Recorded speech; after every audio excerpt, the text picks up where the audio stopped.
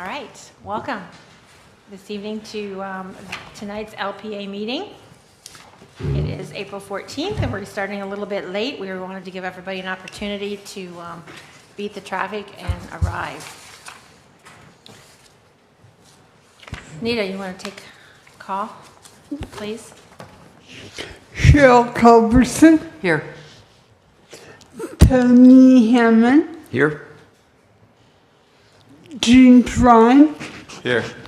Susan Raffanello, Here. and Patrick Foley will not be able to be here tonight. All right, thank you. Oh, and Chair Lori Lalonde. All right, can we stand for the Pledge of Allegiance? Nita, will you start it for us? Pledge allegiance to the flag of the United States of America and to the republic for which it stands, one nation, under God, indivisible, with liberty and justice for all.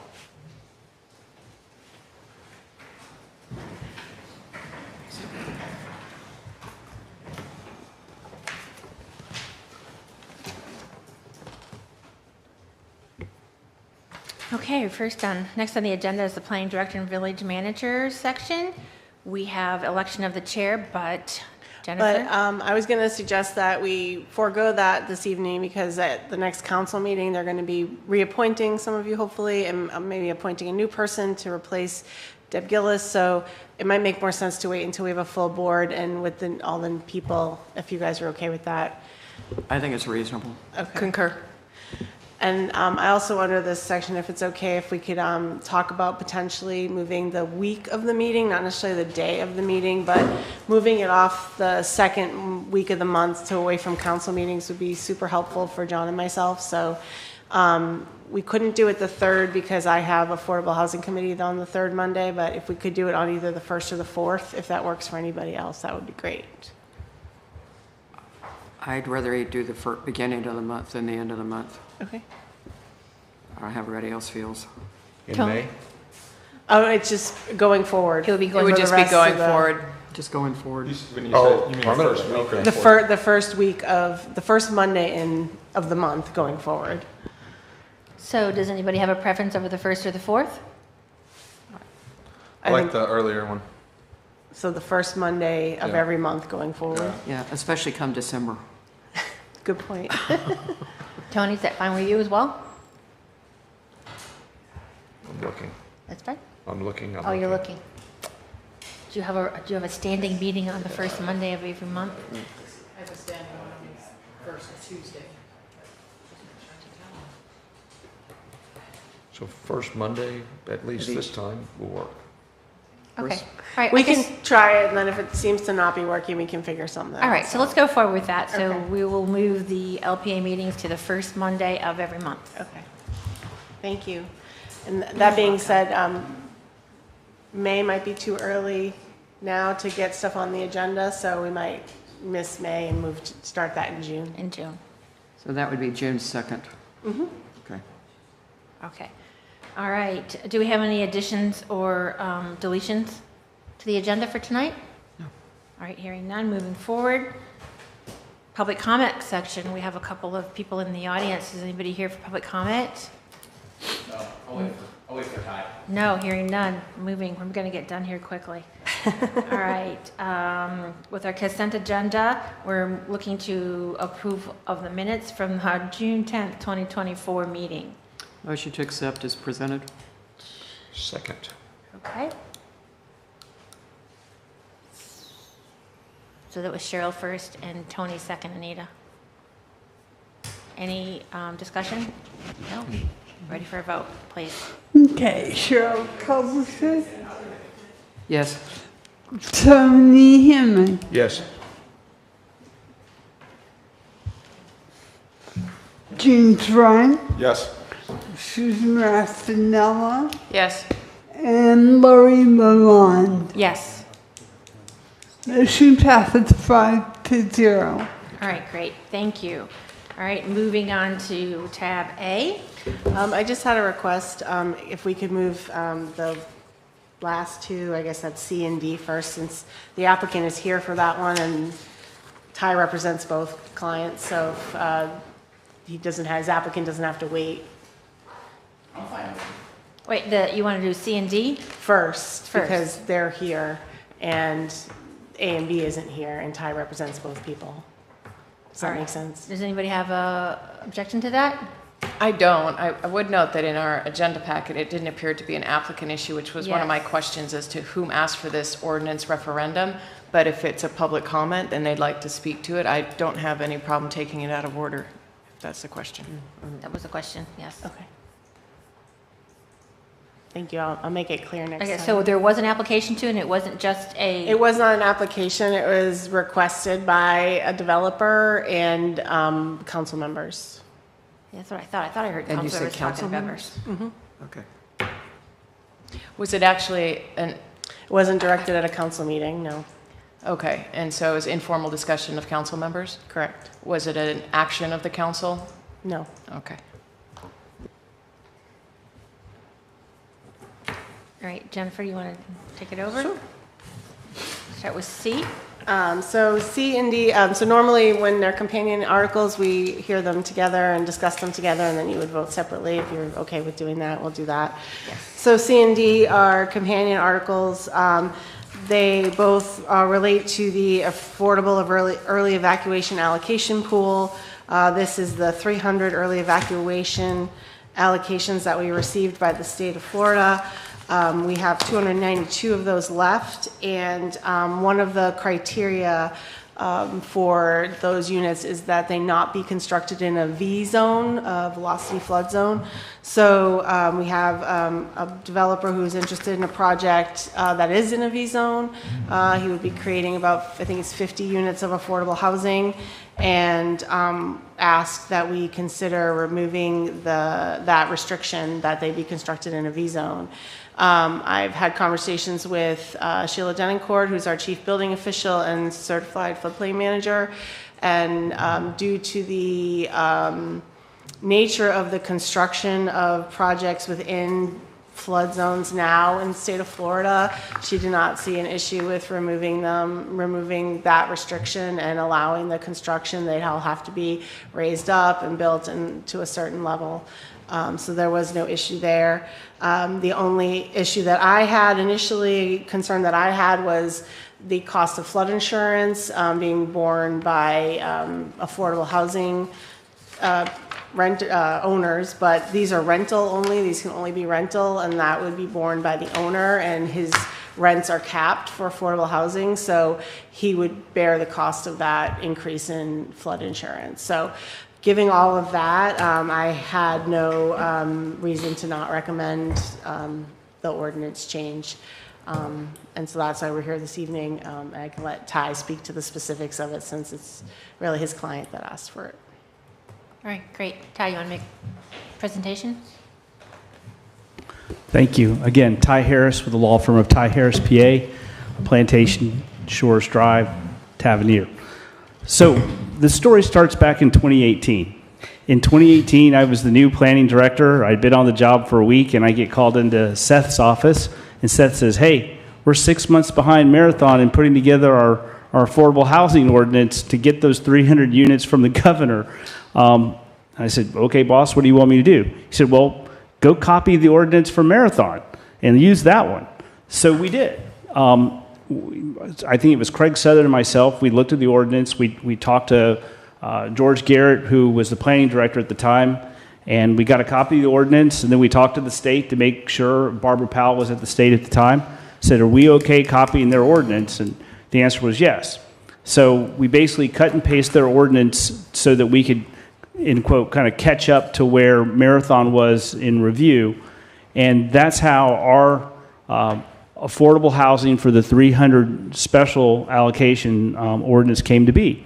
If you actually looked at our code, and we'd spend a little more time on it, you would realize that when we had our other affordable housing allocations, there's absolutely zero prohibition against putting an affordable unit in a V-zoned property. It was something for Marathon. But we didn't know enough to know enough that that was for Marathon and that that really wasn't an issue that we needed to address. So we dutifully cut and paste the entire ordinance. I think we got all the spelling errors out of it, but that's how we got our ordinance. And, you know, as we've started whittling down properties left to do significant affordable housing, there aren't a lot of properties, as we know, that are left that are vacant or scarified, and this property is.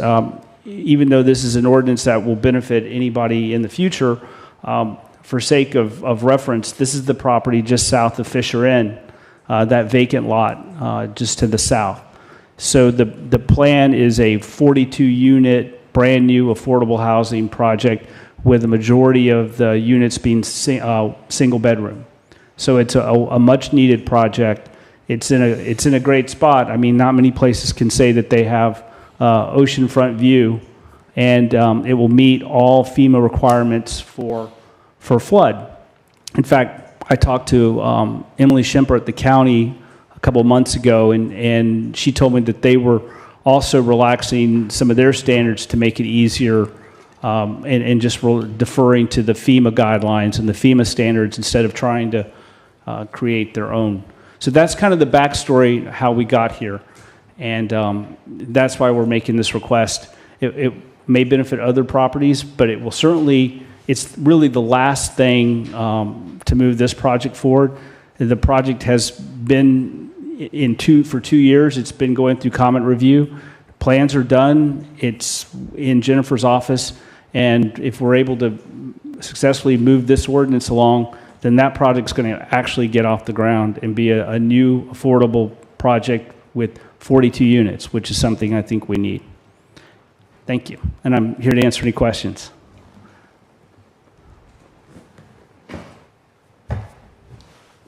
Ty, where did you say the project is? This is the lot just south of Fisher Inn. You've seen it, the vacant lot. Okay, okay. Yeah. And it's not actually on open water because there's a breakwater and there's that channel that runs right there. But that's the spot.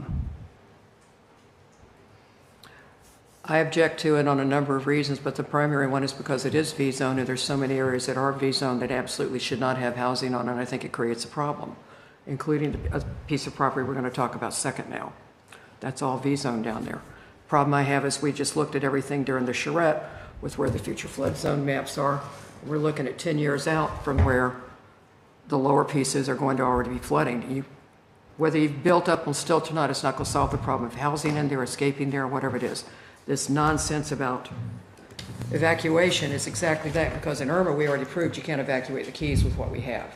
But I just think it's silly to put any form of buildings in a V-zone, and in 20 years somebody's going to come back and say, well, I lost my property due to a storm. You need to help me pay for it as a community. And I have a problem with creating a problem as we go forward. I just see it as a real problem. I don't see any point in building where I'm going to have a problem, less the next hurricane that comes through here. And having worked with affordable housing for the last 25 years, including chairing Middle Keys Land Trust, it's problematic to get insurance as it is. It's problematic to have to keep a reserve to know you might have to rebuild. I know how difficult it was for us in Marathon, and to keep anything else. It's just asking for multiple problems all the way across the board. Ty, I had a question. You said that this really didn't this was something you cut and pasted from Marathon in your history. Why is it that Islamorada's concern over V-zone properties is different than Marathon's? Well, because, as I said, when we looked at our code after we came up for air, we realized that if you looked at our other affordable housing sections of the code, there were no prohibitions at all for V-zones. So we were kind of mystified. We didn't understand all of Marathon's issues with V-zones, but our comp plan had been approved, and all of our land development regulations have been approved without that restriction in Islamorada. And if we were doing it again, we would have just not put it in there because it wasn't in there and wasn't a requirement of the state for Islamorada. Not sure all the mechanisms that go on with Marathon, but it was something the state wanted for Marathon. Now, when you say it's something the state wanted from Marathon as opposed to wanted from Almirado, why the distinction? Because a V-zone's a V-zone.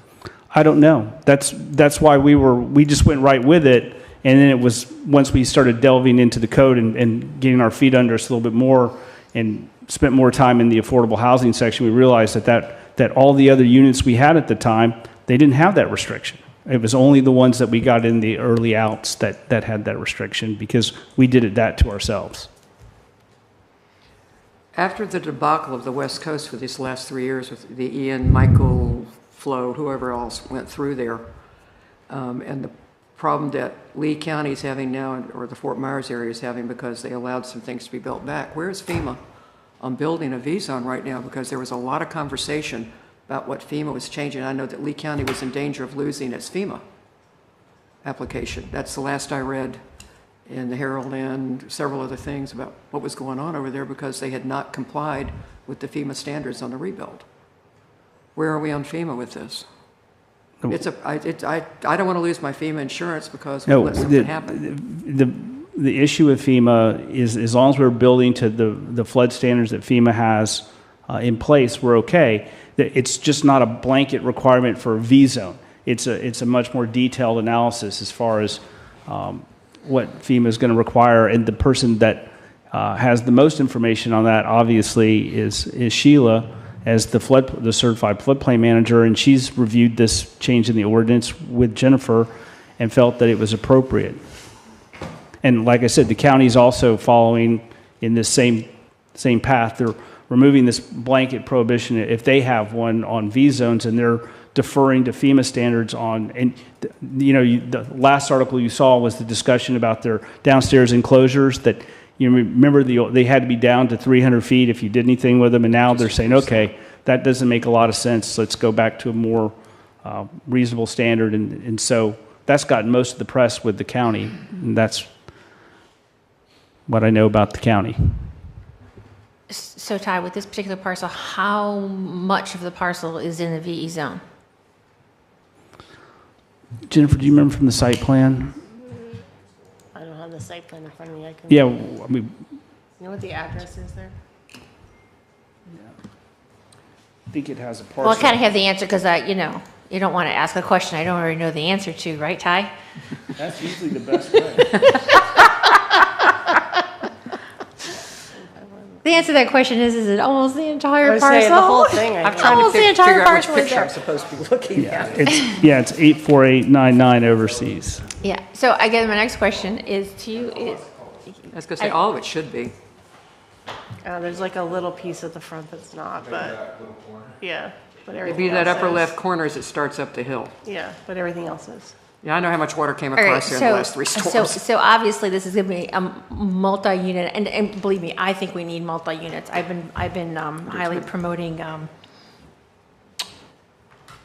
multiple unit workforce housing projects in our area. I think that makes the most sense versus a duplex or a triplex, sporadically sprinkled throughout the village.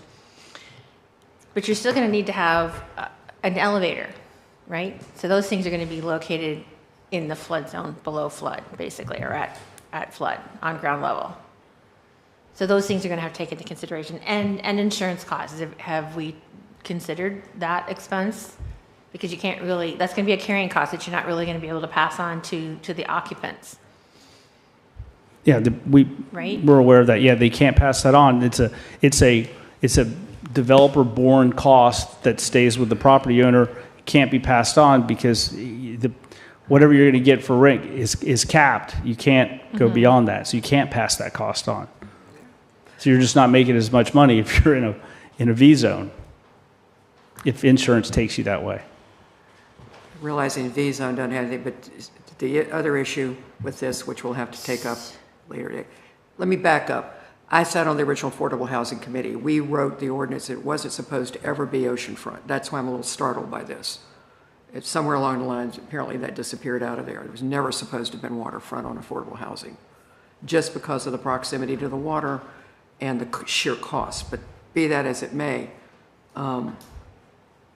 I almost think that's irrelevant, Cheryl, because if we have a developer who owns a parcel that's on the waterfront and that's what they want to do, that's their My prerogative. problem is with the V-zone. Right. But that was the whole discussion Right, when we but had even with this. the V-zone, he has to build it way above flood. I'm just Yeah. envisioning. And he is taking the risk. And so I don't really see what the problem is that if he's taking the risk and he's willing to do so, he's probably an anomaly. He's probably the only one who's willing to take this risk. I'm just I mean, looking but at, there are other parcels that are partially in a VE zone where it's just a nub, right? there's a whole slew of them in Lower Met. Right, and then maybe there's just a nub of it, but most of them are in an AE zone, but then they still, because it's in a section of that parcel is in a VE zone, they're not able to use that section. Just And think building in a V-zone is a bad plan. Well, so this is an example. And this is not a threat. I'm just giving another example of what could be done. So you could take the 12 hotel units at SD, because this property is owned TC. We could move those over and build a 12-unit hotel, and it would still have an occupation of people that would be evacuated in the same time frame that this group would have to evacuate. So, is that the highest and best? Is that the best use for Isla Mirada? A small boutique hotel, another one on the ocean? Or is it for, affordable housing in an area where we have a high demand? And, if you watched all of those presentations that we saw from the planning group, how many, was it 3,000 folks are driving down a day for jobs, and 49% of the jobs are in the hotel and entertainment industries and restaurant industries? It's a choice, You either do a small hotel or you do affordable housing and take your shot. But because that's what it's zoned for. Possible I can say just a couple words? Yep. Am I allowed? Yes, you just did the microphone, though. Yeah. Oh, I'm sorry. Yes. So Michael Hooley is the owner of the property, and I'm also a resident. and he's a resident here as well. While we're waiting, let me ask a couple of questions. Are we using affordable housing and achievable housing in the same sentence now, or are they separate? And then I'd like to know a little bit about what the construction of affordable housing in a V zone is going to look like. Okay. So for this, these fall under that very specific group of the 300 from way back when Governor Scott did the early outs. So it's designated affordable housing rental with on-site management. So, these are contemplated to be multi-unit projects because of the requirement of needing to have on-site management. And this is and they have to evacuate unless there are emergency personnel that are working for fire or for the sheriff's department. They have to evacuate when the tourists evacuate. Is this going to be mid-income, low, and low? It's going to be whatever the cap is in Isla Mirada right now. We have all three. Ty, do you know if, you mentioned that this is applicable to those 300 units, outside of those 300 units, could you build affordables in a V zone? Yes, that's Okay. that's what I'm saying, is that this only applies to the early out allocations. If there were any allocations left, the other thing is that if we had a little more commercial development here, we could use Live Local, and then the question would be, how do you use Live Local? Because we could use the Live Local and not even be bothering with the early outs. Our problem is, after Jennifer did the calculations for Live Local, we actually don't have enough commercial and industrial property in the village of Isla Mirada to qualify for Live Local, because we're less than 20%, 16%. We were like, we're less than 15%, but I think Live Local was like 20%. So that's why we're still kind of working with the early out allocations. I'm going to let Michael's the owner of the property. Hi, everybody. Mike Cooley. I have a house down here, 75810 Overseas Highway. I've owned a home in Isla Mirada for over 20 years. My partner in this project is Al Fernandez. He couldn't be here tonight. He's up in Fort Lauderdale. Our primary homes are in Broward County. And Al also has a place on Tollgate, right down there on Lower Matacumbia as well. And since we've had homes here for 20 years, we really see the need that you guys we have for affordable housing. If I wasn't a resident of this community, I would have packed up my tent and ran away from Islamorada. I started on this project when he was the director of planning and zoning. I remember the very first week that you were on the job, I met you, and you were excited about it. I don't know how long you've been here yet, Jennifer, but so I went through Ty, Hank, Dan Galizio, Jennifer. You could just imagine, and all I'm trying to do is develop a project of affordable housing for the people that support our community. Here's a very cute little anecdotal story. We love to walk, and we walk up and down, and we have a firehouse down there on Lower Matacumbia and a firehouse right here. Do you know our first responders don't live here? They don't live here. Nope. None of our first responders. So forget about the people, the waitresses and the bartenders and all those type of people, but our first responders don't live here. So we have a true need for affordable housing. And I've been to enough meetings down here that we talk a lot about affordable.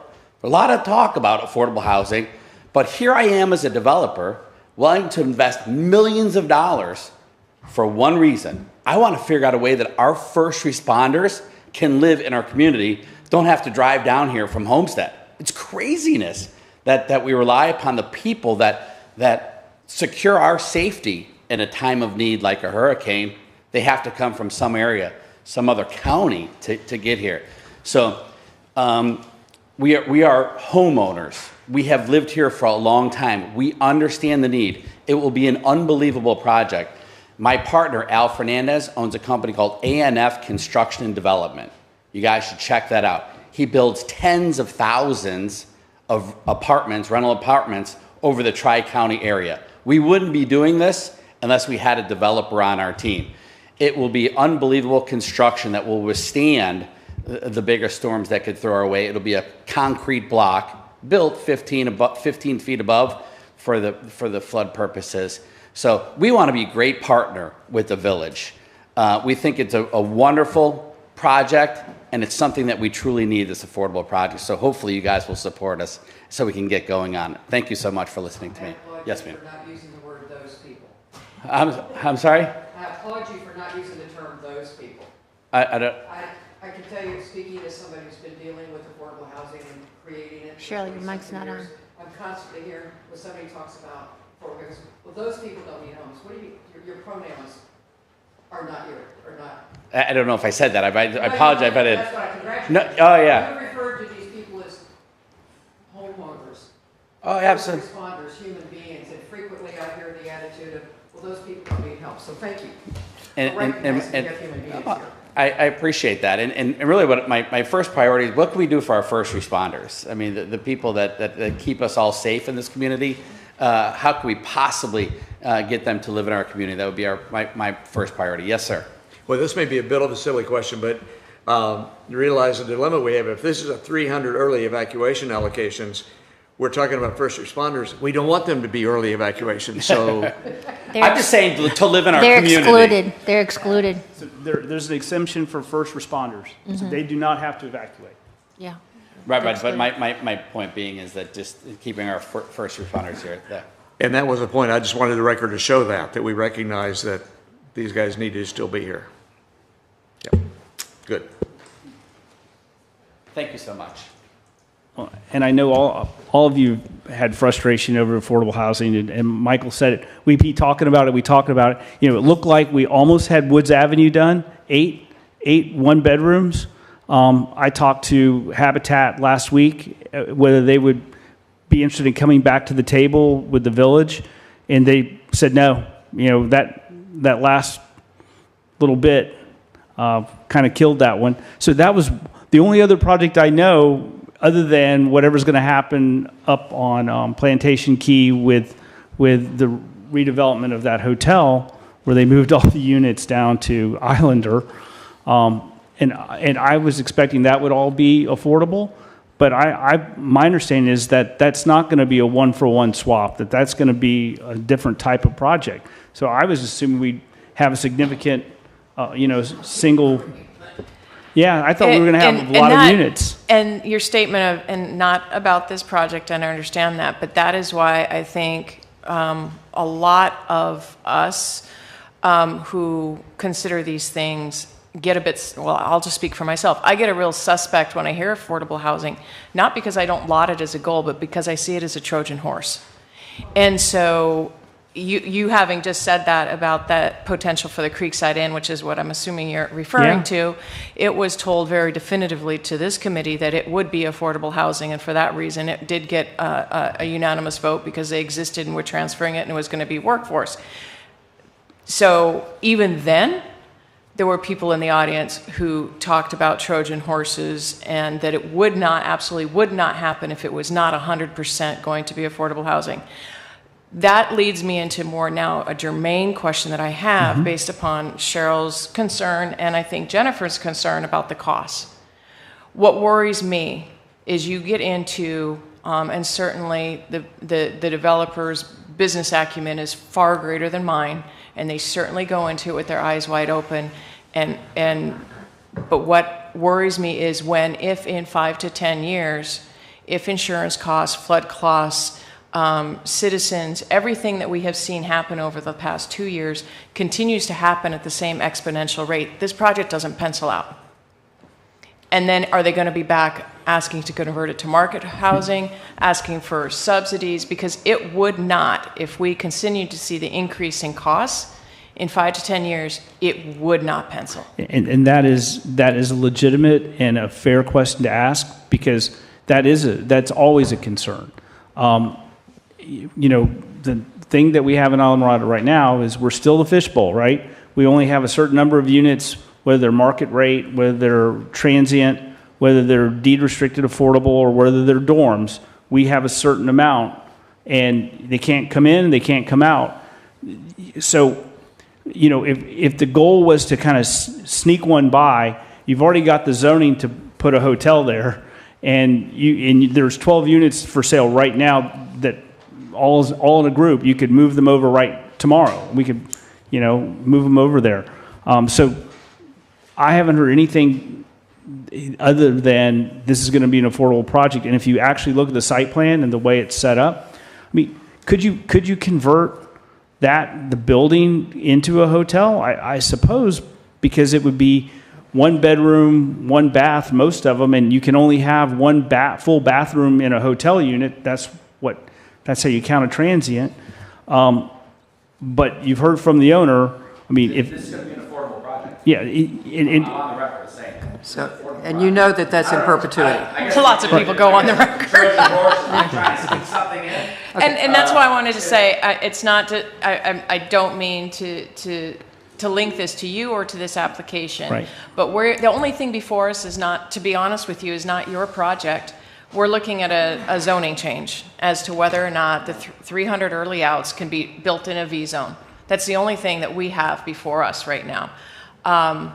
Appreciate everything else that's been said today, but that's all we have.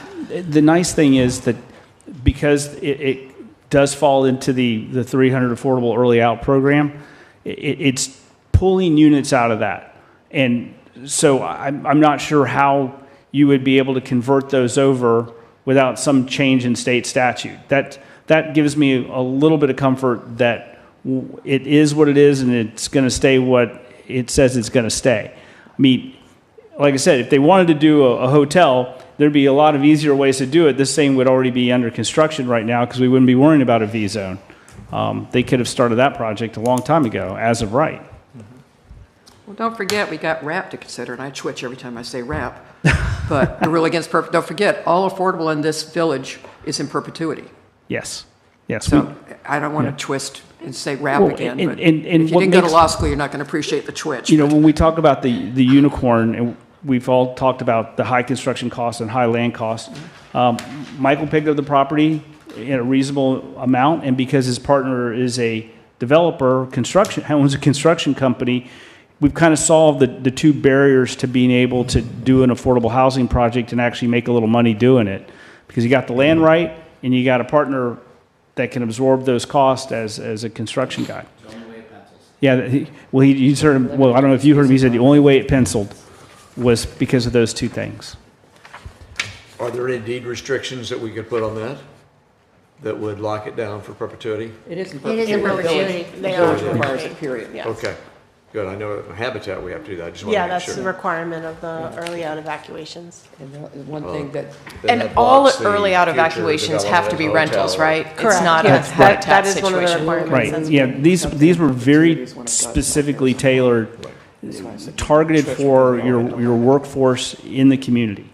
And, you know, the frustrating part is we started this in 2018. We have 300 units, and how many, Jennifer, do we have left? 292. We're making progress. We've used 8. So, I mean, this is a chance to take a meaningful step into say what we're going to say and do what we say we're going to do, and make a commitment to affordable housing. And staff has approved this, correct? I mean, that recommendation is approved. Our recommendation is for approval of this, yes. Yep. And I'll leave this one other thing. We're not asking for any government handouts. This isn't a public-private partnership. This is a wholly private, funded by Michael and his partner Al. There's no ask to the village for any of this. So that's also a plus. All right. So I'm going to make a motion to remove the restriction So that, we have to vote on both of them separately, Yeah. and you have to do the comp plan amendment first. Right. So we have to okay. actually do D before C. All right. Well, they were put in the wrong can we order, just weren't say they? see previous notes? All right. So I'm going to make a motion to approve the amendment to the specific standards and requirements for workforce affordable housing, to remove the requirement that projects not be placed within a VE or within a coastal barrier resource system. I think you might want to get specific, like it Is that says just here, the just approve go as V written, zone. as drafted? Could be. I'll second that. Okay. Any discussion? Nina, will you call for a vote, please? James, you were second. Yes, ma'am.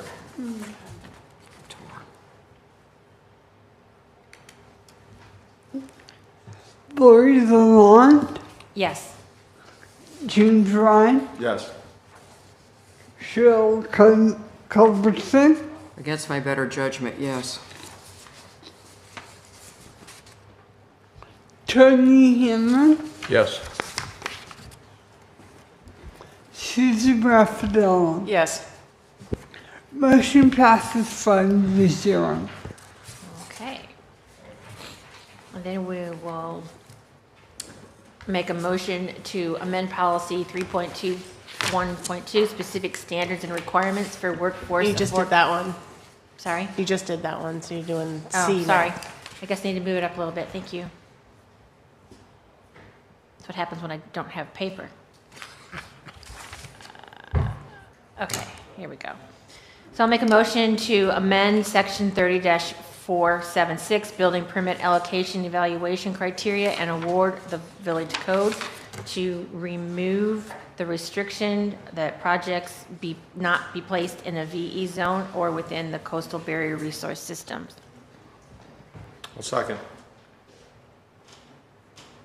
Any discussion? See previous notes.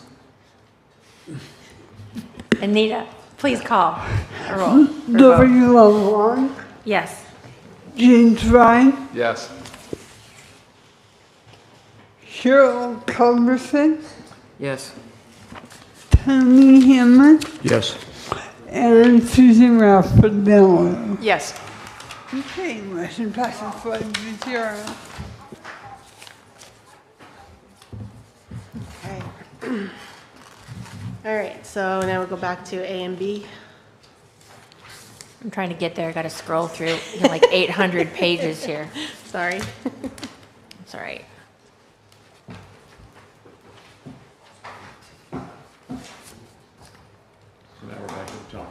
Yes, now we're back at the top. We're back at A. Jennifer, do you want to make your presentation? Yeah. Do you have to read the titles for these? Or no? That's what I said. I figured I it. didn't think about that. Scrolling. Did you hear all the trees falling down? No, read up because So Roger's going to read the titles first. Madam Chair, I'll just to read the items. As a reminder, the comprehensive plan amendments must go first before the ordinance amending or rezoning the property. So this is an ordinance of Isla Mirada, Village of Islands, considering the request of Ty Harris, PA, agent for Lieben Family LLLP, to amend the village's future land use map from residential conservation, RC, to mixed use, MU, for the subject property at 76800 Overseas Highway, located on Lower Matacumbe Key, with real estate number 00396950000200, as legally described herein, providing for transmittal of this ordinance to the State Department of Commerce, and providing for an effective date upon approval of this ordinance by the State Department of Commerce. I will also now read the comprehensive plan, or the, I apologize, the ordinance rezoning the property. It is an ordinance of Isla Mirada, Village of Islands, Florida, considering the request of Ty Harris, PA, agent for Lieben Family LLLP, to amend the official zoning map from native residential NR to neighborhood commercial NC for the subject property at 76800 Overseas Highway, located on Lower Matacumbe Key, with real estate number 00396950000200, as legally described herein, providing for transmittal of this ordinance to the State Department of Commerce, and providing for an effective date upon approval of this ordinance by the State Department of Commerce. Madam Chair, at this time, I would also like to read a very quick quasi-judicial statement regarding item 7B. This is for the benefit of the public and for the board. sure. Go ahead. Please be advised that the following agenda item, 7B, is quasi-judicial in nature. If you wish to comment on the item, or please inform the village clerk by filling out the available sign-up form. An opportunity for persons to speak on each item will be made available after the applicant and staff have made their presentation on each item. These proceedings will be handled in accordance with the village code requirements. All testimony, including public testimony and evidence, will be under oath or affirmation. Additionally, each person who gives testimony may be subject to cross-examination. If you do not wish to be either cross-examined or sworn, your testimony will be given its due weight. The general public will not be permitted to cross-examine witnesses, but the public may request that this board ask questions of staff or witnesses on their behalf. The full agenda packet of each item is hereby entered into the record, along with the village code and the comprehensive plan. Any correspondence that was received by village staff is included in the pile part of the records. Persons representing organizations must present evidence of their authority to speak on behalf of the organization. All right. All right, thank you. Susan, you have a question? Yeah, I have a procedural question about quasi-judicial, because as long as I've been attending and/or sitting on this board, we have not done an advisory committee as a quasi-judicial since we are not the decision-making body. Understood. Has that changed? Under Florida law, rezoning applications Is quasi-judicial, are but quasi-judicial in even nature. in front of the LPA, because correct. even when I years ago made the point to the village that comp plans were legislative and not quasi-judicial, The comprehensive, they recognized that Mm-hmm. and changed things. I'm not suggesting it was because I made a stink about it, but around that time, other people were as well. But they still didn't with respect to any advisory committee. the requirements the prohibitions on ex parte communications that apply to rezonings go from the council to any boards that represent the village. Okay, fair enough, thank you. Okay, thank you, LPA. So again, these are companion items, so if you're okay, we'll hear them or talk about them together. Yes. So again, we're here this evening for two ordinances, both for the property at 76800 Overseas Highway. Most of us know it as the tennis center or the tennis courts in Lower Matacumbe. Ty Harris has submitted an application on behalf of the property owner, Lieben Family LLP, to request the change from the future land use map as residential conservation to mixed use, and from the zoning map amendment from native residential to neighborhood commercial. The applicant has submitted his needs analysis in your packet, and that explains his request and why he's doing so. The subject property is currently, again, residential conservation future land use designation. The property to the north is north, south, and west is designated conservation. The properties to the east across Overseas Highway are designated mixed use and residential conservation. The character of the surrounding area is mixed use with residential uses and conservation uses. The property is disturbed in the area that has been developed with the tennis center and the hammock surrounding the disturbed area. The applicant has submitted a vegetation survey and habitat analysis on the undisturbed area. That habitat analysis and survey is in your packet as well. According to this survey, the area is classified as high-quality tropical hardwood hammock. This property is not recognized as habitat to any federal, state, or federal listed animal species. A portion of the property is within the Florida Forever boundary. Previously, the village had expressed interest in including the entirety of the property on the Florida Forever boundary list for acquisition, and the property owner was not amenable to that idea. Pursuant to the village's GIS data and records, the parcel is identified as hammock and scarified. The subject property currently has an existing native residential zoning district. The property to the north and west are designated conservation. The property to the south is designated native residential. And the properties to the east across Overseas are designated tourist commercial and native residential. And again, the character of the surrounding area is mixed use with residential uses and conservation uses. I did an analysis on both items in your packet. And based on that analysis, I found that the request does not meet the criteria of the either the comp plan amendment criteria or the zoning amendment criteria, and therefore I don't recommend that you approve this request this evening. And I'm sure Ty has a lot to say about that. I'm gonna get out of here for that. This is my neighbor and property, though. I'll see you. Thank you, Jennifer. Great to see you. You too. Bye, guys. Thank you. Bye. Good evening, Ty Harris again. So, much like Sojourn, we have an interesting situation that's going to take a creative solution. As you all know, the tennis center has been the tennis center before the village was the village, and it was operating as a private club. And along its merry way, the village decided in its infinite wisdom to give it a residential zoning, even though it was operating as a viable private tennis club, which resulted in an RC, and Flume, and an NR zoning. The problem there, and I've never professed to be really good at math, is that the property is 3.1 acres, give or take a little bit. The minimum size in that residential category is 4. So right from the jump, the village put them in a bad situation. In fact, under the Lucas standard, it's a regulatory taking, in my opinion. Now, that's not the argument for tonight, but it's something to consider that right now there is no any economic viable use of the property. 0. You cannot walk in right now and reopen the tennis center, because once it was closed for 360 days, it lost its legal non-conforming status. And so the property needs to have a zoning that would allow the tennis center to come back, but also provide some alternatives that would be appropriate for Lower Matacumbe. And I will be the first one to say, when you take a look at everything on the list for neighborhood commercial, most of those things are not appropriate for this property on Lower Matacumbe. I think we can all agree.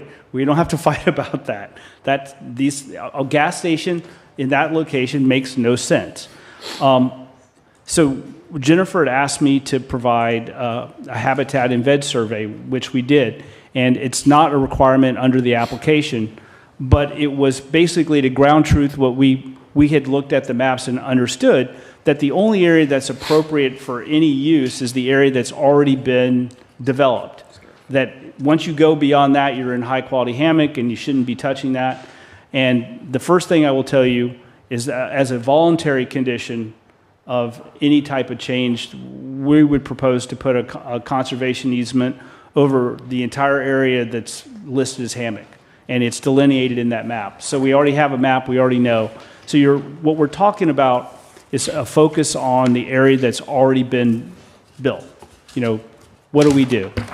And again, these are the uses that I think would be appropriate and that my client has agreed would be appropriate.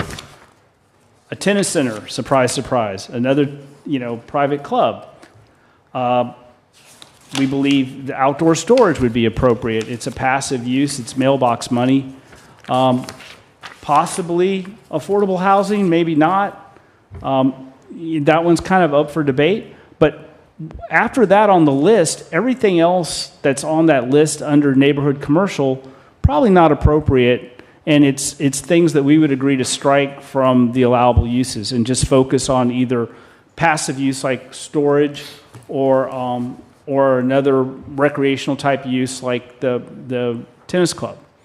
But that's where we're at. And I believe that by offering those, whittling down that group down to those 2 or 3 uses, and also volunteering a conservation easement over the other part, I believe we've satisfied, and Jennifer can speak to this, but in my opinion, I think we've satisfied the comprehensive plan criteria that she's pointed out as the reason to recommend denial, and the zoning criteria that she's pointed out as a recommendation for denial.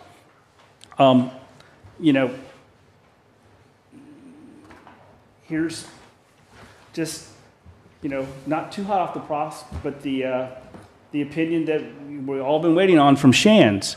And this is not relying on Shands, but if you look at the language in this case, they talk about what your reasonable investment-backed expectations are, what you should be allowed to do with the property. And they're citing cases that are cases I learned in law school, Pennsylvania Coal, which is from 1922. And they're citing, Lucas versus South Carolina Coastal Commission, which was, I think, coming out right when I got out of law school. And those are United States Supreme Court cases. We don't have to look at what happened with the Shands case to get to an analysis of what this thing looks like down the road if we don't give it a zoning that's appropriate. Because the crux of the argument is the village knew it was operating as a tennis center. It was a commercial use of property. They gave it a residential zoning that it could not possibly meet because it didn't actually have the acreage to meet it, and just kind of hoped that as a legal non-conforming use that everything would be fine. And up until COVID, it was fine. And then it wasn't.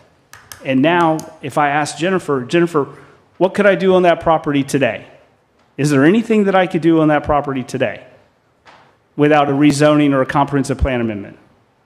Are you asking me that question? Yes, I am. Well, you could acquire additional land, but in the current configuration, it does not meet the density requirements to do anything. Right. So therein lies the problem laid before this board, and you all have been very, very good in the past with coming up with tailored solutions that make sense for certain properties. When we talked about Sojourn, you remember the big list in commercial fishing? And the ultimate decision was, look, the value really isn't in the land. There's really no property left to put a building on, so we don't need to worry about a restaurant or a bar or anything. The value there is in a docking facility that will accommodate commercial fishing boats that are already down there. And that was the solution, and everybody lived with it, and it was a very good solution to a problem. So I'm asking for that same consideration here, that we noodle what uses would be appropriate for this property, and we take away this potential issue of a regulatory taking if nothing happens.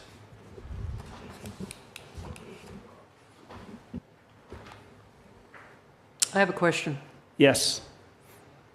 You said you were willing to put a conservation easement on the property. Absolutely. Okay, that's a start in the right direction.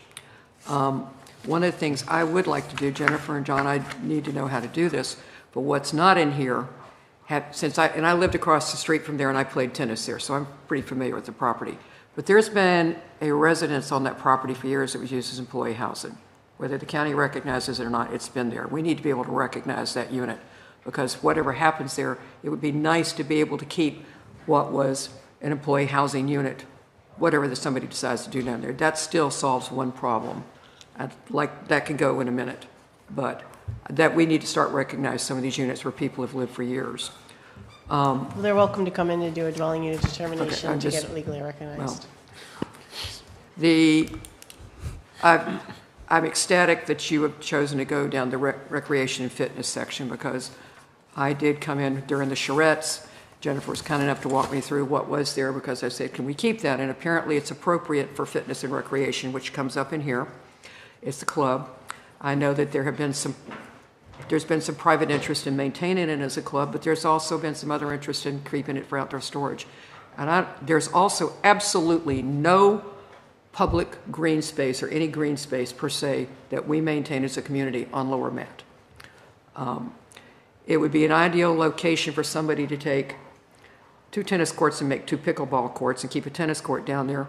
But it would also be a great idea for this piece of property to have some storage space on it, because it would be ideal, and there may be more money in that, but to take a section of that property and dedicate it, and whether you go conservation or not, and dedicate that to green space for the community. There's no place in Lower Matacumbe to walk to. You have to walk down the old road, and when you get down there, there's nothing really down there. If you get to the north end, east end, whatever the hell end that is. It was suggested by one group of people that they'd love to have a place to go that they could sit, whether you had a shade structure, whatever it is, just a place to take your dogs, like the kids ride to.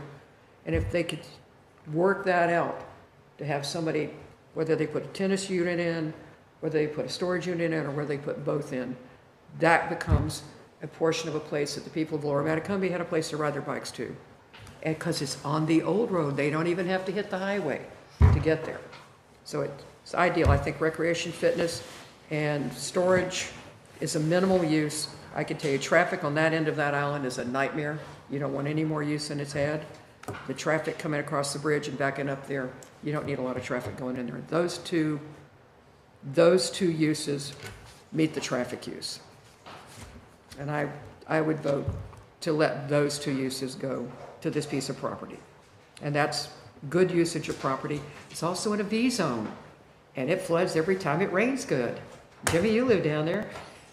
I do live down there. I live right across the street from it, and I know how much water was on there all the time.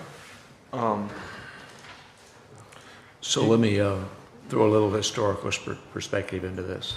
And this is purely a rumored story, but Those are the best.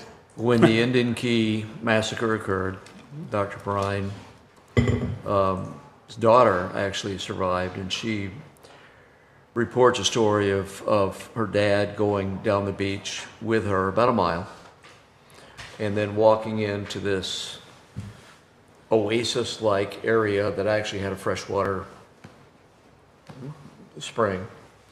And when the massacre occurred, Henry Prine's body, portion of it was taken back to New York, New Jersey, wherever, but also a portion of it was buried in Lower Matacumbe. I have been told that the area back on the back corner of the tennis courts was originally where that region was. I don't know whether that's true or not, but I also know that back in that hammock, there are at least three distinct sinkholes back in that area. When I was at University of Miami in the early 70s, I was doing a field study on Lygus fasciatus, which is the tree snails. We have 52 different varieties of tree snails here in South Florida, mainly now found in the Everglades and in North Key Largo. However, there are some popping up in South Key Largo. There are some also that have popped up apparently in Islamorada, and then in Lingman Vardy. But supposedly the species that's on Lower Matacumbe have been deemed extinct.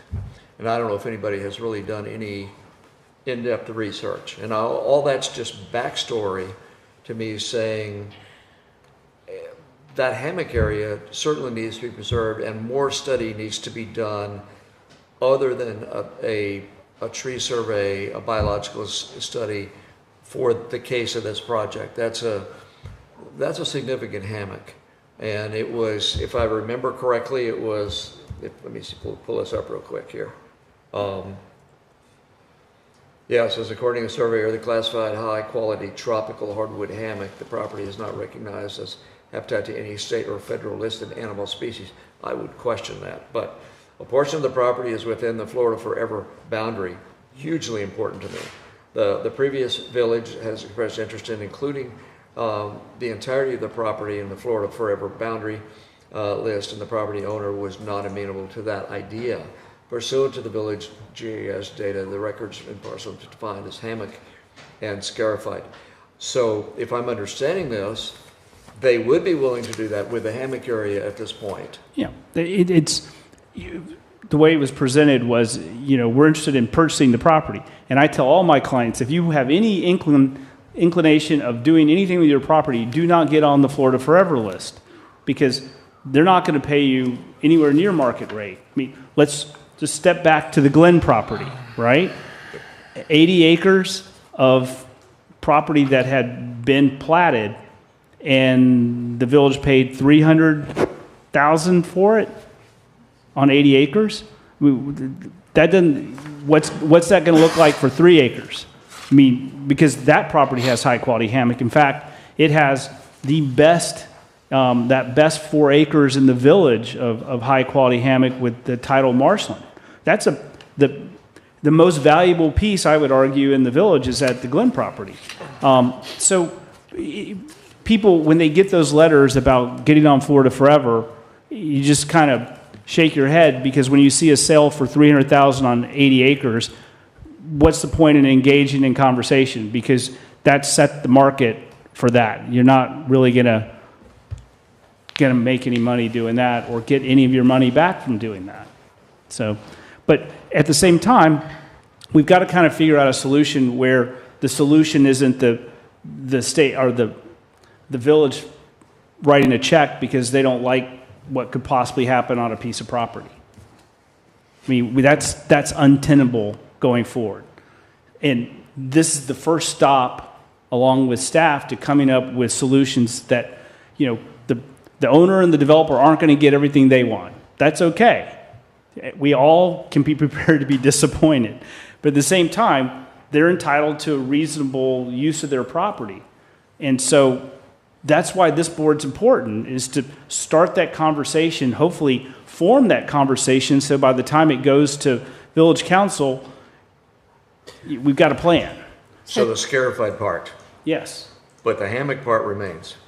I've already said, our first thing would be, after we get to the appeal period after second reading, would to immediately put a conservation easement on the portion identified as the hammock, which is why I went through the exercise and convinced the trustee to let me hire a biologist to go put that together, so we actually have where it needs to go, and we're not just working off of the aerial maps and the maps that we have at the village. We actually have a ground truth area that we can turn into a conservation easement. So Ty, the guardianship is actually looking to sell the property, is that correct? Yes. Yes. Okay, so they're looking to obtain as much money You from mentioned- the parcel Well, as possible. the trustee has an obligation to the trust, and this is not my area of law. Susan's probably a little more up on this than I am, but the obligation of the trustee is to maximize the assets for sale. But you also have to take into account, what's the flip side? You go into litigation for 2-4 years. How much is that going to cost? And at the end, as we know in litigation, there's no guarantee. You never know how it's going to go. So Jennifer, have we considered the recreational zoning district zoning for that particular parcel? Because I read over it, I mean, a lot of these things would fit the criteria. Park, a fitness or recreational facilities, got accessory uses or structures. I mean, we could certainly consider that this was an application that came in by Mr. Harris, so, I mean, we'd have to go back to his client and him and see if they would be willing to redo their application for that purpose. So my heartburn over that is that if we're starting as the highest and best use being what it is now, which is a private club, there's only 2 zoning classifications that allow private clubs. Village center, we're not in the village center, or neighborhood commercial, which has a bunch of uses that don't fit, which is why we just spent 5 minutes winnowing those down to what may or may not be appropriate. So And you clearly stated that the club is now defunct. Right. So it went out of business. Right. Could they, after this 360 days you mentioned, could they reapply with a variance under? No, this is, we've already, Jennifer, I went over that ground before I ever filed this application to see if we could just get back the club. You mentioned the owner was looking at, you said there was 3 things. I remember tennis center being one of them, reopen. Right. But then you just said they're trying to sell it, so I'm a little confused by that. So they would love to sell it, with all the uses intact, because that's going to generate the most money, in a sale.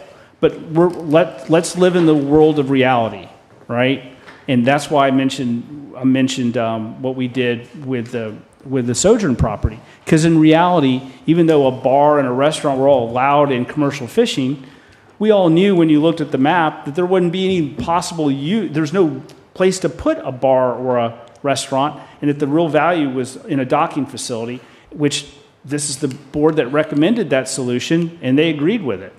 So we're kind of in that same thing. I think it's a little different here, Ty. Well, I mean, how different? The village knew that there was a commercial use of the property and gave it a residential zoning.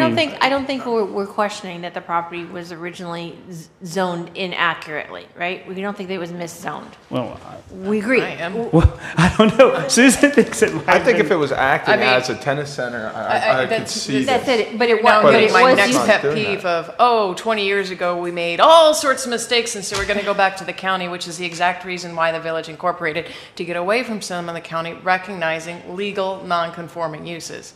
The question has now come up that because they did not operate and keep their doors open for a period of more than a year as a private club, that's what's brought us here today. Right. Not a rezoning, not anything else, because if that was the issue, my answer, which it very likely may still be, is we're going through a comp plan process right now. We have been piecemealing comp plan issues for the last 20 years instead of doing a comprehensive view as we should have been doing every 7 years under state law. So we're finally doing that, and I'm which puts my thumb on the no for not necessarily this application, but almost, you had to really, really convince me, because I want a big picture strategic growth plan to be in place for the village so that we stop piecemealing this. That said, I appreciate the conservation easement, obviously, the restriction on the uses. Part of the frustration, I think, for this board is we show up and then all of a sudden, and this is not necessarily you, but this is the last several years' worth, every time somebody shows up and staff has recommended denial, all of a sudden, or they're getting some negative feedback, all of a sudden all these concessions come out, which staff hasn't had an opportunity to look at what would their recommendation be with those in place. We haven't had the ability to sit down with the documents and say, after review, what would our decision be? And instead we're asked to make an on-the-spot determination. Jennifer is put on the spot. That has been a pattern in practice, not just of tonight, but going back for almost every applicant, either before this board or before the village, that is starting to get negative feedback. And is a frustration because I think it leads to knee-jerk decisions. So that's my soapbox, and I will now get off of it. I'll address that just in defense. So one of the things is that you have to be very careful of contract zoning. And so if Jennifer was to say, well, in her staff report, if you did this and this and this. No, that's not what I'm suggesting. Right. I'm suggesting the applicant can come and say, listen, I'm going to propose these as voluntary concessions. Jennifer, you didn't ask me for them. Nobody's asked me for them. But what are your thoughts? So Jennifer and I had already discussed the conservation easement, which was part of the exercise. That was part of the packet. Of going through the whole habitat veg study was to talk about only the part of the property that's already been developed, whether it would be appropriate to use it for something else, and if that something else, what does that look like? on the actual uses, I didn't have an answer from the trustee until today, this afternoon, on can I get up here and winnow down those uses to the things we're discussing now? Do I have permission to do that?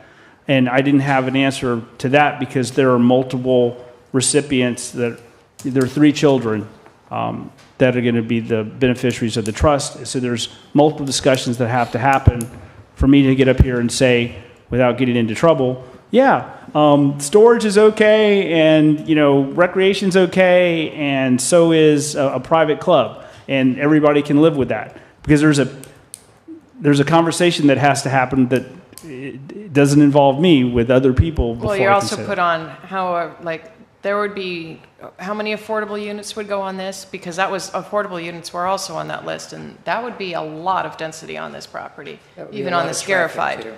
Pardon me? A lot of traffic, too. That's the problem I had with that. Well, we've already kind of, I thought, moved away from the affordable V That was zone on or your not. list Okay, for so- voluntary concessions, and we can't ask you for them. We just So- went over that. Yeah, I think the focus is on the storage, recreational uses, and a private club. So Which were my 3, which were what I wanted, which is where I was going to begin with. Those are the Can I 2 just But ask- that's not what the I motion know, would have been. just suggest you to take back what was told to me this afternoon. Here's what I would commit to you. If somehow affordable came on the list and you voted on this application based on my representations, and then all of a sudden somebody says, well, Ty, why did you take affordable off? I would voluntarily bring it back to LPA to have it revoted and take my punishment.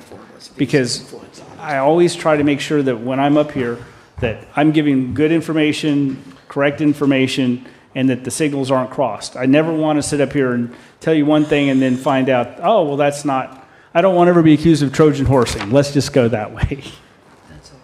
I live here too. I would be happier to see it stay under its current zoning and find an avenue for it to reopen as, like you mentioned, a tennis center or something along those lines, if Well- that was the goal. Yeah, see, the problem is it can't stay under its existing, and I can't, One of the first things you said was, this is a special parcel that needs a special solution. Yep. So Yeah. I think there's the special solutions there. I think what's in front of us, I don't want to speak for them, but for me, it would be tough to go against staff's recommendation. I understand. So can I just clarify a couple things? So you said that the 3 uses would be recreational facilities, storage, and then private membership club? Right, So private membership club in like a our- tennis center. Well, no. So our zoning defines, I would argue, defines that as like the Islamorada Fishing Club as a private membership club, which could lead to events and traffic and all kinds of things. Okay, well, No, that's not Ty, what let me I speak, Ty, let me did. speak, Right. let me speak, right?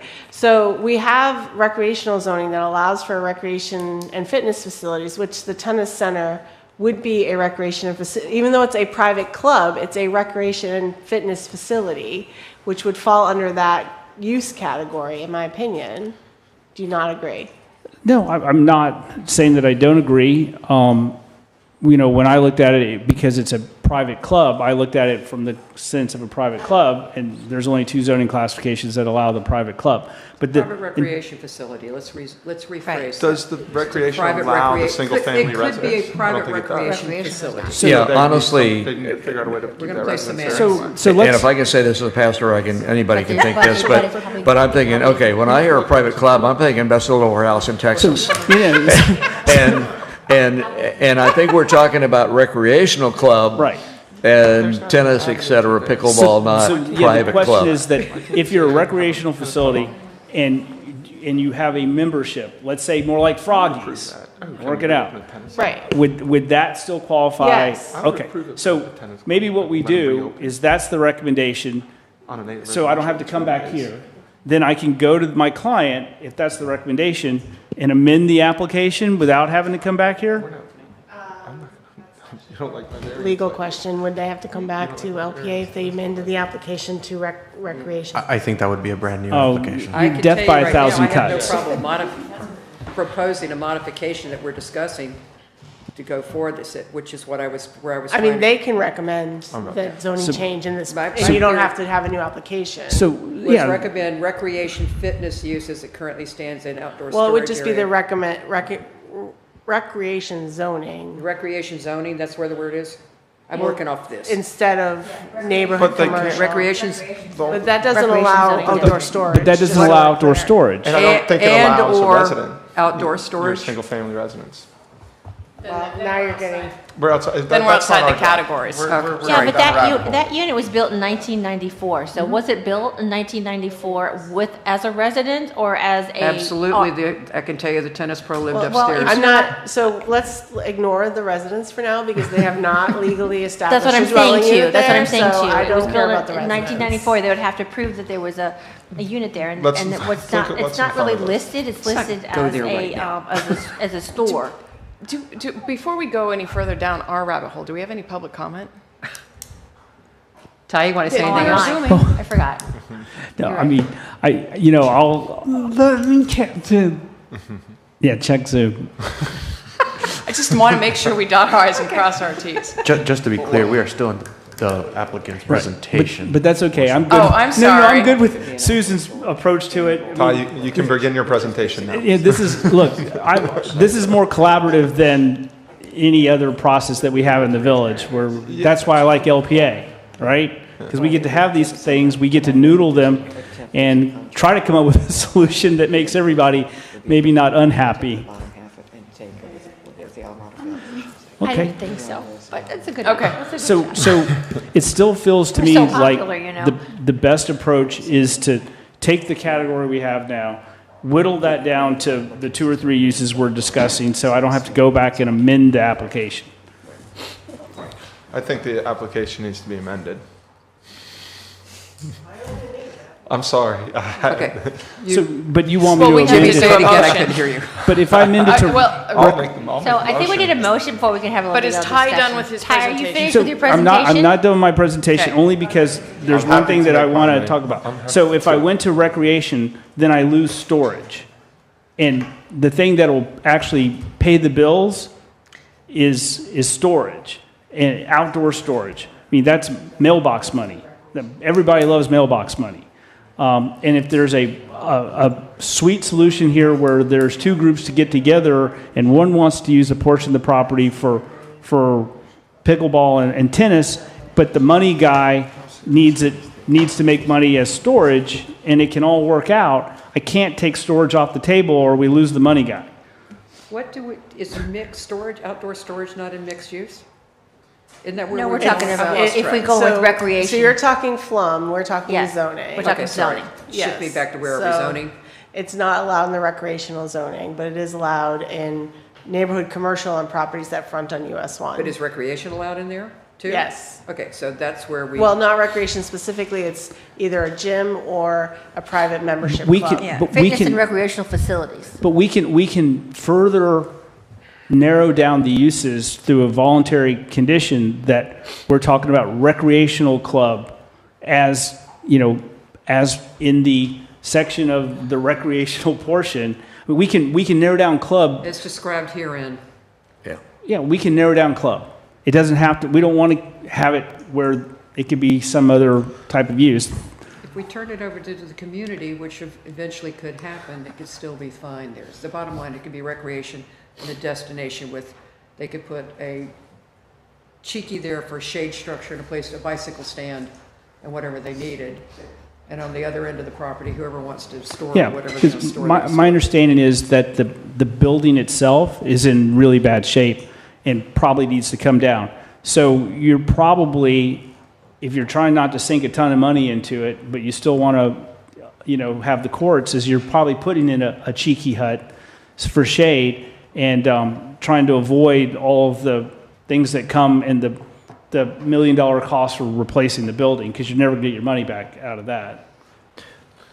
So Ty, do you need to go back to the owners with what we've talked about tonight? Or, and gonna wait for village or council. Jennifer, would that be Well, a I benefit to can- you? In I other words, can- what I'm getting ready to recommend is that we table this, make a motion to table it, or can we move it forward?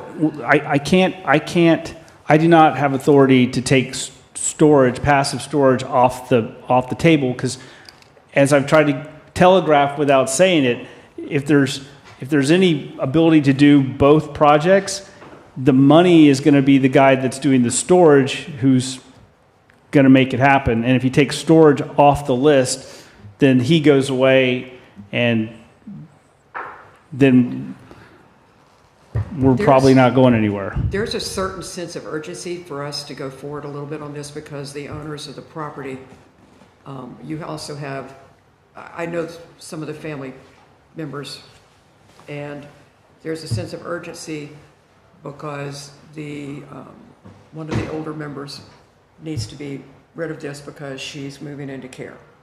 So there's. Well, the applicant was done on behalf of a guardian, so. Yeah, so the Through a guardian, I the should guardian say. has made it very clear that there's a bit of a sense of urgency, and if we could come up with a solution this night, today, she would be greatly appreciative.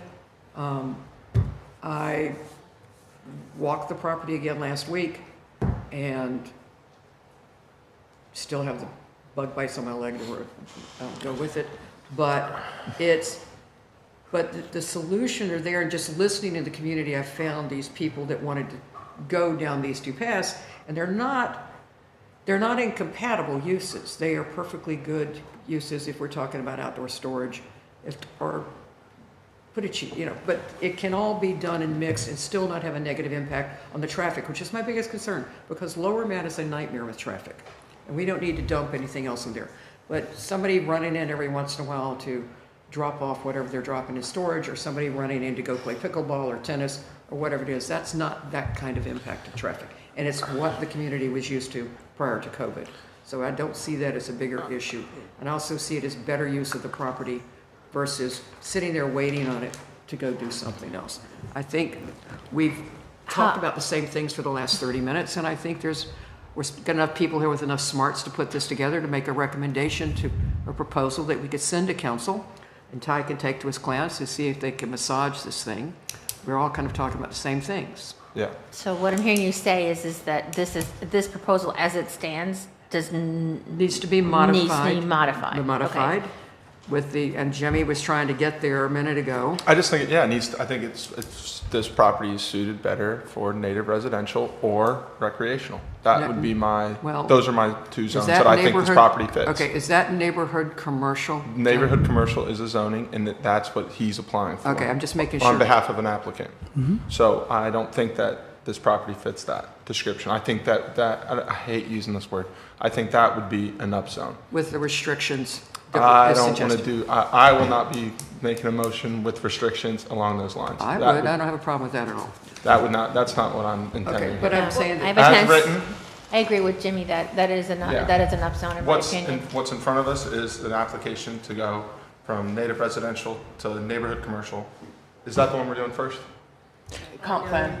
No, you're doing the flum first. Flum which first. is- Okay, so we have, I'm not sure, maybe. We're doing the flum first? Maybe it's residential Yes. to mixed use. To mixed use. Okay, Or that's some where sort I'm of getting residential confused. to mixed use, which really I don't want to say they're the same thing. It's a future land use and then zoning, but They're companion. yeah, they're companion. So, Yeah. and so I would say that no. So whatever recreational went under, but that's not what's in front of us. And you can't, I don't know if you could put a restriction to approve highway commercial with recreational. They're two separate things. no, So what's in that- front of us is pretty clear. to me. And that's why we were trying to take the neighborhood commercial, which would allow both storage and a club and recreational uses, and use that as the vessel to narrow this down to the appropriate uses. So I know it's not a perfect solution, but there isn't a perfect solution.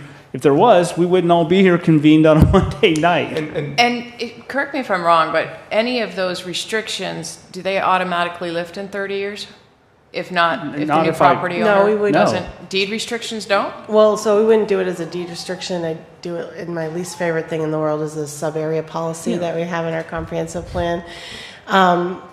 We would, I guess, have to create another one for this property, which I'm not a huge fan of, but seems that's the road you guys want to go down, so. No, No. don't say no. So, some of you might want to go down. But what I was going to say, if that's the road you want to go down, I would need more time to do that because I'm just getting hit with all of this tonight and I have not created that policy yet. And I'm not ready to do that right now, so we would need to table. I appreciate the urgency on that part of the applicant, but I'm not ready to rush through this. We're if going to they recommend, need and they're going to do take this. it to village council, and I Yeah, mean, but- everyone but knows that. Listen, So, I respect this body, and I always feel better going with a recommendation of approval. That's why I work hard.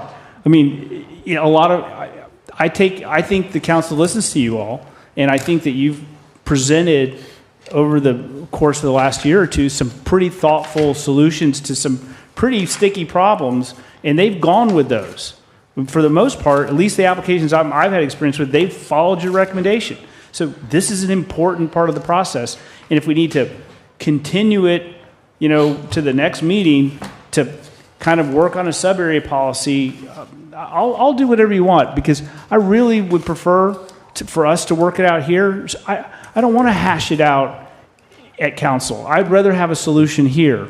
It's a much more collegial way of dealing with it, and as fast as I know everybody wants to move it along, I'd rather have a vote of this board for approval than not.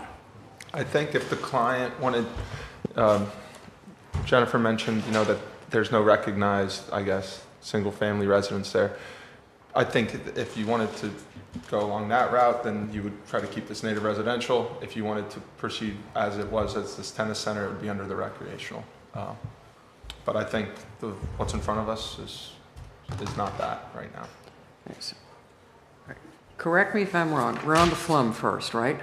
Yes. Okay, so that's the one that if we wanted to have recreation in there, it would be neighborhood commercial? No. No. Okay, which one is it? That falls under. So both neighborhood commercial and recreation are in the mixed-use flum. So if you're doing any of those two changes, you would change the flum regardless. Okay, so we change it to mixed use. Yes.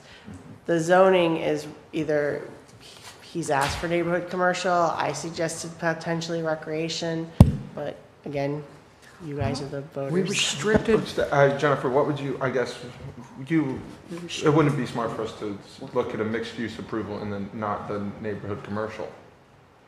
That wouldn't be. Well, you could do any of the zoning districts within the mixed-use flum. So, But I wouldn't want to change I wouldn't the, wanna I do wouldn't that want to either. change the flum without I wouldn't want- recognizing that Oh, what zoning we're Correct, going to. correct, if that's what you're No. asking me, absolutely. I Don't would- do one without the other. yeah, because then it would be. I would because it never be- ask you to do that. it would No, be- I- I'm Because just then it would asking. be in conflict and, yeah. It's a I was gonna hotel, surprise. I think Roger. No, go ahead. Yeah, That would be the best Chair for the Lalonde, homeowner, Yes. I'm mixed so use sorry. with Before we no forget, zoning. if we could just open up public comment and then close it. We We already did that. Okay, perfect. Thank Just you. for the record. so if I were to propose a modified proposal, I've got so many notes now, I don't know where I am. Cheryl, are you, I'm working off what you were started. If I'm we- happy to work off of what I started Okay, as well. you go. And But I wanna don't hear want what to you mess have you guys up. No, go No, ahead. go ahead, Jimmy. Okay, my motion would be to take staff's recommendation and deny this application. And for the first vote, I would, and I'm open to continue conversation in another motion yet, but I would second that. No, this is as to the comprehensive plan. Yes. Yes. Okay, so I conversation? like that. Okay, Jennifer. so, I'm Okay. happy to discuss it more, but I just, well, I that's think it. We what's have a in front motion of on the us floor, is so we that- can, we're going to open it for discussion Yeah. before we're ready for a vote. Does anyone have any comments? Cheryl does. Yeah, Comment. I think that we're kicking a can down the road again when the solution is in front of us. We've all said the same thing. We think it needs to remain recreation and potentially storage, which doesn't mean that those two things will be done. And we've already had the discussion that we come up with mixed use in the flum. But we have already done restrictions before when we did it down in Lower Map previously, when we restricted what could be utilized where the working waterfront is. So I see no difference in this in keeping the uses similar to what's currently being utilized Do you now. mind if I comment on that? Yeah, go ahead. I would say that that was still within the requested zoning district. You understand what I'm saying? So we were restricting within what the zoning that was being requested. This, we're talking about a completely new zoning. That's why I asked. We're talking about adding. Yeah, we're saying now we're talking about this neighborhood commercial and recreational. On that one, we were just talking about, I believe it was like a Commercial. maritime, Fishing. commercial fishing. Yeah. So we're not even in the same district right now, zoning district. But I would agree with you if they came forward with a recreational or recreation or native residential. Yeah, I won't do that because it takes storage out of it, and storage is what's going to pay for the tennis courts to be there. Well, Unless that I goes- get a different direction. But as of tonight, I would not feel comfortable doing That that. goes Right, back and- to but what, the only thing, because we can't direct, obviously, what the applicant does. The only restrictions that he has, other than what we read in our basket, was affordable housing, private club, Exactly. recreation, and storage, and I'm not comfortable with those. I'm not saying that I am adverse, Cheryl, to having a discussion subsequent to the motion as to provide some guidance as to what, if it came in a different format or again to us, would be approved, or to provide the council some guidance as to what may have worked if something changes between now and the council meeting with Mr. Harrison, his clients. But right now, I'm not comfortable with the proposal because, in part, it's not doing what you're suggesting it does, and we cannot force that on the applicant. So Jennifer had a good idea. She's like, look, why don't we defer? Let me get with her and work on, I think we understand. I don't think I'm going to make Jim happy with whatever I do because storage is going to have to be an option to make any of this happen. That's the lay of the land. So I'll work with Jennifer on a sub-area policy that hopefully encapsulates at least three of you, your support, and bring it back. so you're back to my suggestion that we table this. Yeah, I would, like I said, I would We're not rather. going to lose our conservation easement, right? No.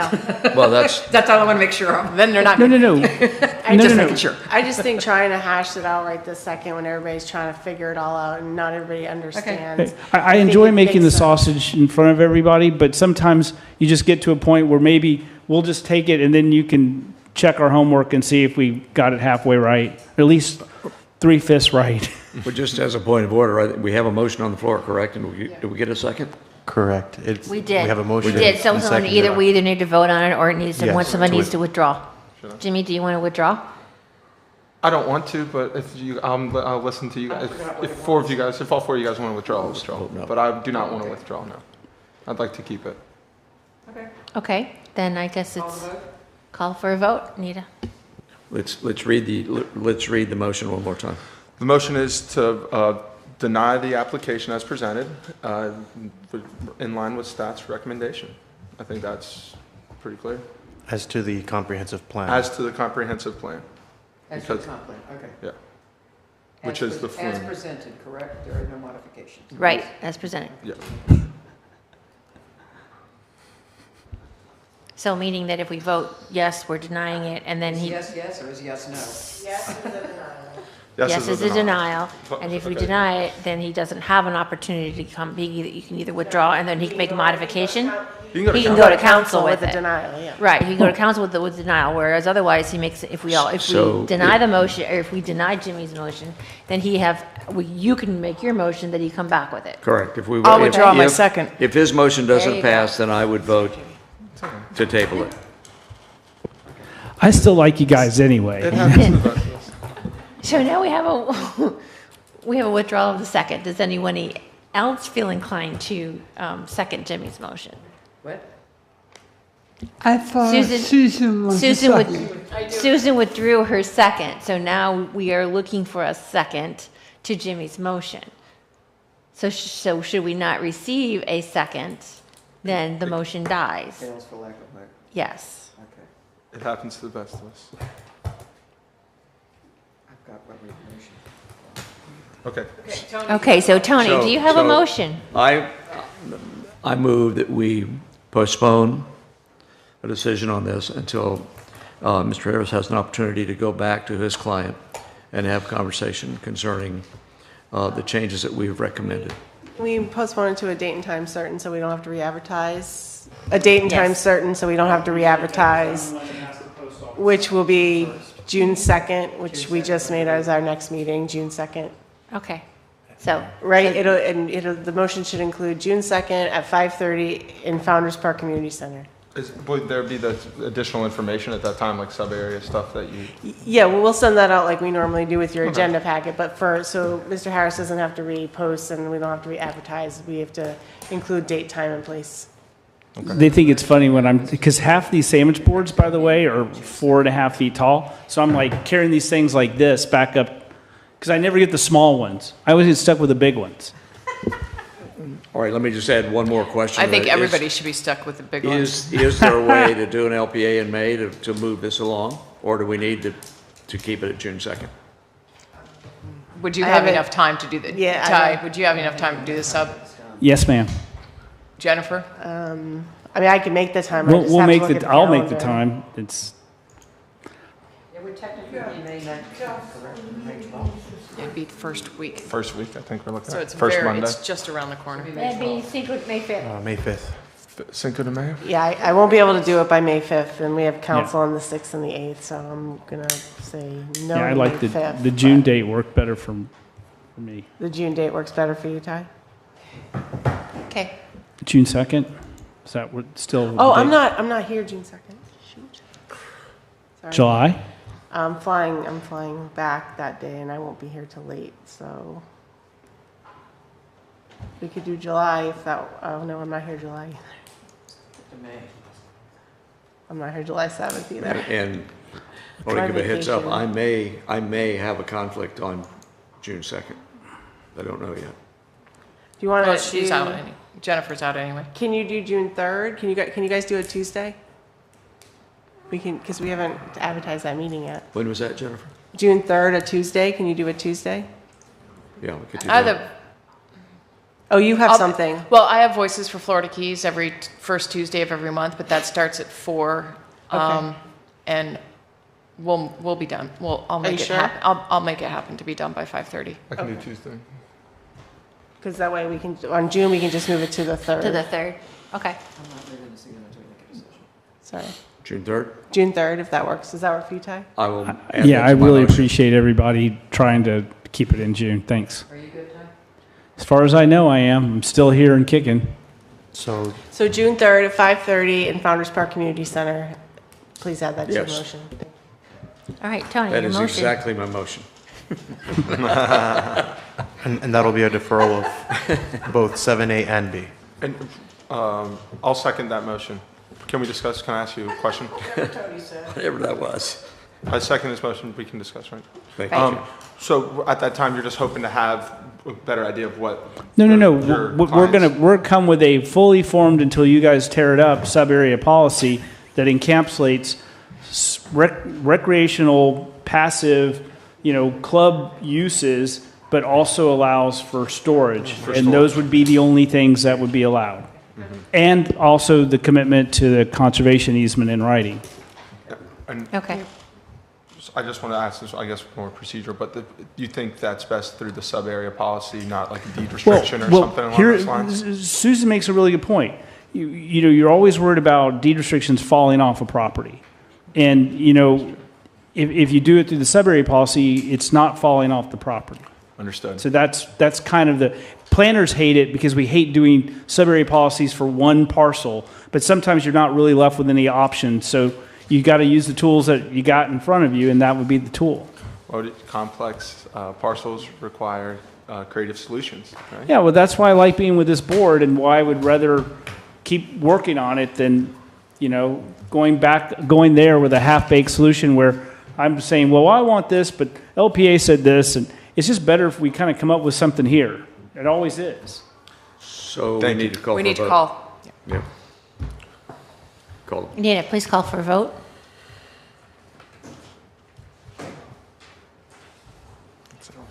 This is to table, and Tony was the first, and James the second. Yes, ma'am. Tony Hammond, Yes. James Ryan, Yes. Cheryl Culbertson, Yes. Yes. Susan Raphael, Yes. and Lori Lalonde. Yes. Motion passes 5-0. Thank you. I really appreciate it. Okay. Thank you, Ty. Then we have to do the counterpart too, right? Oh, yeah. 'Cause we I did move to forum. table the zoning request from tonight to June 3rd at 5:30 At Founders Park. at Founders Park Community. Any discussion? Anita, please call or vote. Who's the second? I am. Cheryl was. Susan Raffanola, Yes. Cheryl Culbertson, Yes.